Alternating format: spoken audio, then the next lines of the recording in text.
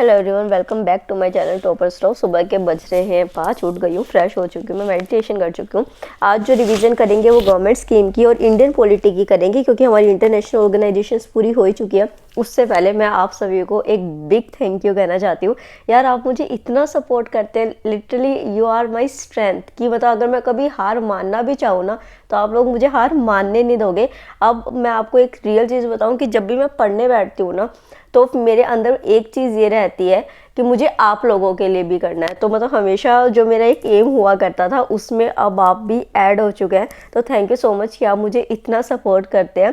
Blogs सब मैं छोटे रखूँगी, क्योंकि आप सभी जो हैं वो अपना क्रूशियल टाइम मेरे ब्लॉग्स को देखने में लगा रहे हैं। और उसी के साथ जो है वो मैंने फर्स्ट डे अपने चैनल की जो वीडियोस है उनको मोनेटाइज करना भी बंद कर दिया है, ताकि आपको एड्स बार बार ना आए और आप अपना टाइम जो दे रहे हैं मुझे 8 मिनट, 10 मिनट, 15 मिनट, वो आप सिर्फ मुझे दे सकें और एड्स की वजह से आपको कोई प्रॉब्लम नहीं। हालांकि ये मेरे लिए मॉनेटरी लॉस है, बट स्टिल यार, आप लोगों के सपोर्ट के आगे ये कुछ भी नहीं है। तो thank you so much again. Indian polity और गवर्नमेंट स्कीम्स जो है वो मैंने आज रिवाइज की थी। उसके बाद जो है वो ब्रेकफास्ट करती हूँ, चिया सीड्स पुडिंग मैंने बनाई थी।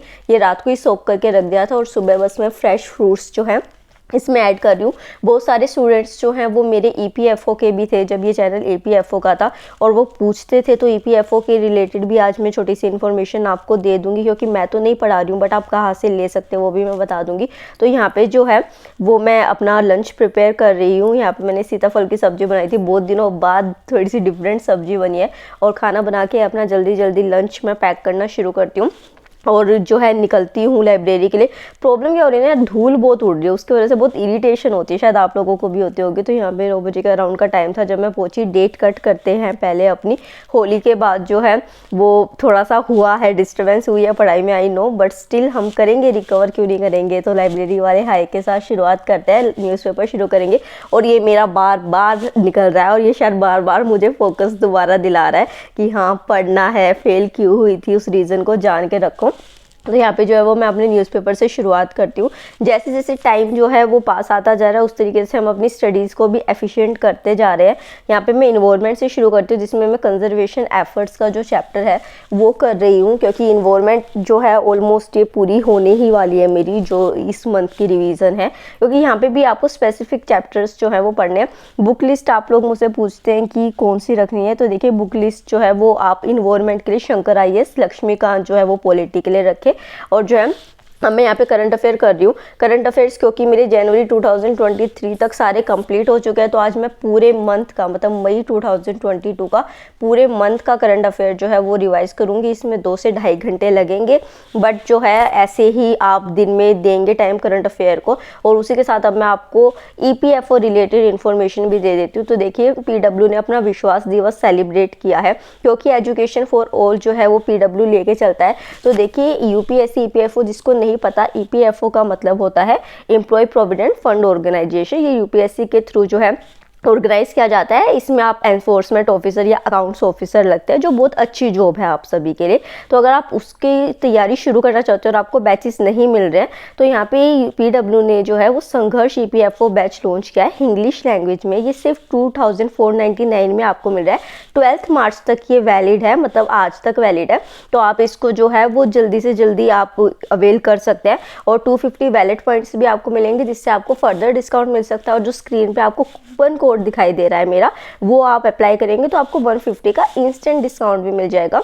तो लिंक जो है वो डिस्क्रिप्शन में मिलेगा। तो EPFO की तैयारी कर रहे हैं तो आप ज़रूर अवेल कीजिए इस बैच को। मैं खुद इनके बैच से पढ़ती हूँ, फोकस बैच से, और ये आर द बेस्ट बैचेस। उसके बाद जो है वो यहाँ पे टाइम हो गया था 1:30 बजे के राउंड का, और मुझे भूख लग गई थी बहुत ज़्यादा। तो इस वजह से मैं आधा करंट अफेयर करने के बाद जाती हूँ और 10 मिनट में मैं अपना लंच करके वापस आ जाती हूँ और करंट अफेयर करना शुरू कर देती हूँ। आज जो है वो मैं अपनी फ्रूट्स भी लाना भूल गई थी, ग्रीन टी भी लाना भूल गई थी। तो फिर जो है ऐसे करंट अफेयर करते करते जो है मैंने गर्म पानी ले लिया कि चलो ठीक है, कुछ तो रिफ़्रेश फील होगा, क्योंकि सुबह से इतनी जल्दी से जागे हुए होते हैं। तो दिन में तो देखो होता ही है, है ना, कि आपको एक टाइम के बाद नींद आने लगती है। ऐसा नहीं होगा कि आप 3 बजे उठ रहे, 4 बजे उठ रहे, आप पूरे दिन शक्तिमान की तरह पड़े, ऐसे नहीं होता।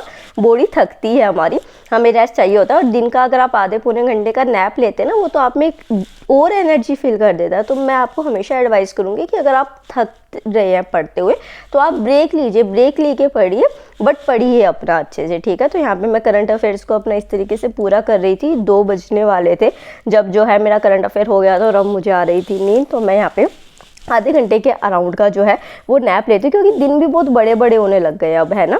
तो फिर जो है उसके बाद मैं अपना ओनली IAS से एडिटोरियल्स को शुरू करती हूँ। ये चीज़ मैं क्यों कर रही हूँ, देखो अभी मैं सो के उठी, है ना, तो चाय भी नहीं पी मैंने, तो मैं अगर पढ़ूंगी तो फिर शायद मुझे वो उतना समझना है। तो मैं क्या करूँगी कि मैं, क्योंकि जो साउंड होता है वो हमारे ब्रेन को एक्टिवेट करता है, तो अब जो है ये साउंड जा रहा है, ऊपर से मैं लिख रही हूँ, तो इतने में क्या होगा कि जब ये मैंने आधे घंटे का एडिटोरियल किया तो उससे मेरी नींद गायब हो गई, है ना, और उसी साथ पढ़ाई की पढ़ाई भी हो गई। तो इस तरीके से अपनी पढ़ाई को मैनेज करना है कि जब नींद आ रही है तो किस सो जाना है, सो के उठ रहे हैं तो किस तरीके से करना है, सोशल मीडिया वगैरह से थोड़ा दूर रहना है। अच्छा, एक चीज़ मैं आपको कहना चाहती हूँ कि जो भी आपके डाउट्स आप प्लीज़ कमेंट सेक्शंस में मुझसे पूछ लें, मैं उनको वीडियो के थ्रू या कमेंट सेक्शन में रिप्लाई कर दूंगी, क्योंकि अप्रैल से कोई शॉर्ट्स या वीडियो नहीं आएंगी, क्योंकि मुझे अभी अपनी स्टडीज़ पे पूरा फोकस करना है।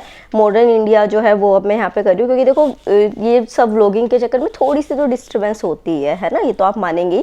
तो इस वजह से मैं सिर्फ मार्च में कर रही हूँ। तो आपको जो डाउट्स आप पूछिए, मैं ज़रूर डाउट्स आपके लूँगी। और उसी के साथ अगर आप सभी का सपोर्ट रहा और अगर आप लोग चाहते हैं तो मार्च ख़त्म होते टाइम जो है वो मैं एक लाइव सेशन भी ले सकती हूँ। अगर आप सब चाहें तो वो मुझे आप कमेंट सेक्शन में बता सकते हैं। तो यहाँ पे जो है वो मैं मिलिटेंट इरा है वो कर रही हूँ। ये अच्छा खासा इंपॉर्टेंट चैप्टर है और बड़ा भी चैप्टर है, तो इसमें मेरा टाइम लग गया था।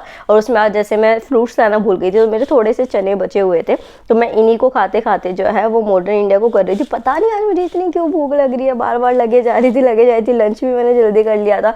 फिर यहाँ पे 4:15 बजे के अराउंड का टाइम हो गया था। इंडियन इकोनॉमी में करने लगी। इंडियन इकोनॉमी में टैक्सेशन चैप्टर में कर रही हूँ। इंडियन इकोनॉमी की बुक कौन सी है, रमेश सिंह का एक कमेंट आया था कि बुक्स कौन सी यूज़ कर रहे हो, तो डिस्क्रिप्शन बॉक्स में आपको मेरी सारी बुक्स लिस्ट मिल जाएगी। अभी व्लॉग छोटा बना रही हूँ, इस वजह से डिटेल नहीं बता पा रही हूँ, आपको डिस्क्रिप्शन बॉक्स में मिल जाएगा, ठीक है। तो यहाँ पे जो है वो मैं इंडियन इकोनॉमी में टैक्सेशन चैप्टर कर रही हूँ। बहुत इंपॉर्टेंट चैप्टर है ये। और जो है उसके बाद मैं टेस्ट देना शुरू करती हूँ, क्योंकि मैं डेली क्विजेस कर रही हूँ। आप सबने पूछा था कि इसको एनालिसिस कैसे करते हैं।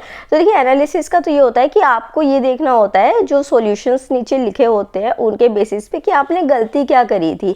तो इस वजह से अगर आप टेस्ट दे रहे हैं तो उसके बाद एनालिसिस करना ज़रूरी हो जाता है कि आपने पहले टेस्ट दिया, उसके बाद आप आधे घंटे का 1 घंटे का ब्रेक दीजिए। यहाँ पे जैसे देखिए कि मेरा स्कोर देखिए 3 क्वेश्चन मेरे सही थे, 2 गलत थे, ठीक है।